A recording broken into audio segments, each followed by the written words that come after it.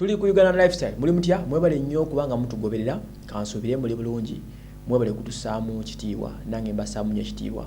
Uncle Lukwago nkutumiddeko ndabira namuli Dr. P7 agenda kola P7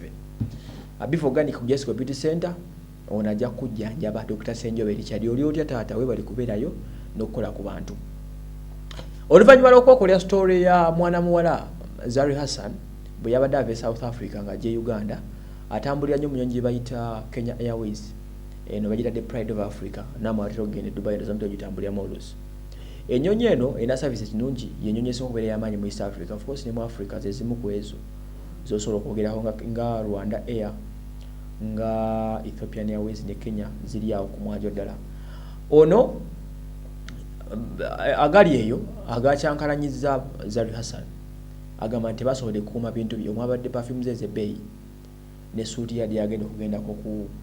yadde muletano mu Uganda nga ina emikolo gyagenda okubeerako business trips naye ne babba ebintu bye n'anyiga nnyo olwa recklessness eyaloseddwa bannaffe aba Kenya Airways naye Kenya Airways evudde n'ekiwandiiko ne yeetondera Zari Hassan naye mugamba nti munnange tukyageza kuconnectinga ne airports eze South Africa ogattako n'entebe yaffe eyawano mu Uganda tulabe how it went wrong kiki ekyaganye nalwaki ebintu byabadde misplaced nalwaki byabuze so kigambye ebintu byabuze bya Zari Hassan bimukadde nga 7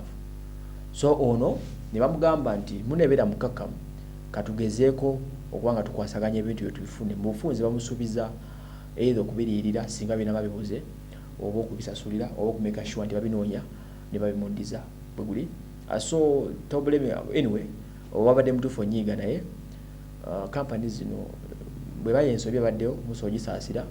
ate bivudde ne wa message ennungi ng'eno musobola okubaddira so katusuubire banaasobola omundiza ebintu bye nga batusuubiza aba Kenya Airways kirungi company ng'eno nevawo ne responding towards complaint ya customer waabwe that is it nze Waso Emmanuel mwebale nnyo kubanga mutugoberera